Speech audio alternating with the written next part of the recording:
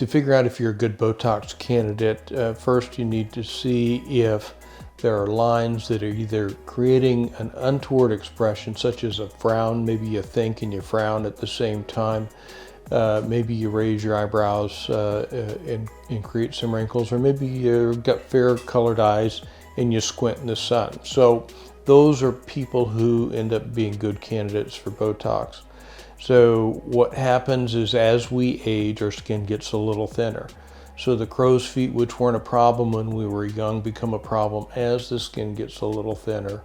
Forehead lines, we tend to elevate our brows like that when we need to brighten our view. So older people, if they start to get an early cataract or their vision isn't as good, they'll tend to over elevate their brow. So all these little things are signs that help the viewer figure out how old you are. So when you're trying to trick the eye and make people guess that you're younger than you are, we just work on those untoward expressions.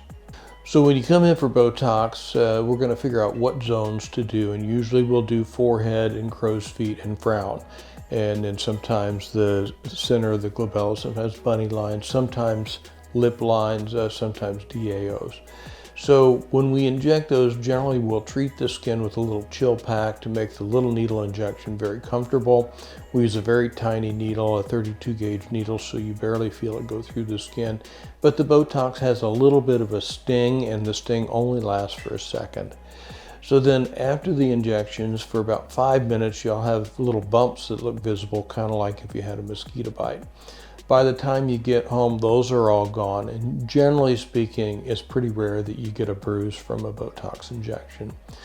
Then it's going to take about 2 to 5 days for the Botox to start working its magic. So it takes that long for the Botox to bind to the junction of the nerve and the muscle interface and make the muscle not pull as strongly as it used to.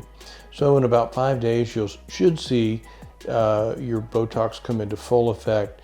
At 2 weeks, it's clearly at its peak, and then it's going to last you about 3.5 to 4 months after that.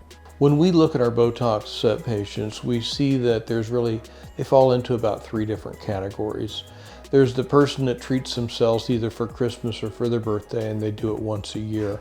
There's the person that wants to have maximal correction all the time, and they will do it about every 4 months.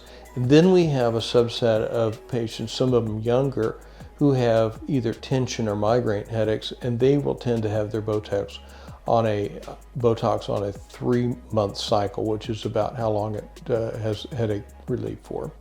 It's probably your best value for the buck. When you look at what you can do, works virtually every time, works great, and makes you look fresher, more relaxed, can get rid of a frown that maybe is off-putting to people.